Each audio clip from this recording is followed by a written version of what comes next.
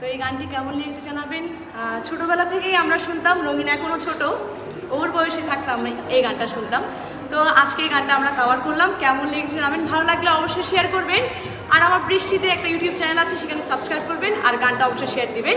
আর রঙিনস world Facebook পেজে সবাই follow করবেন। সবাই ভালো থাকবেন, সুস্থ থাকবেন, গানে গানে থাকবেন, আনন্দে কাটাবেন।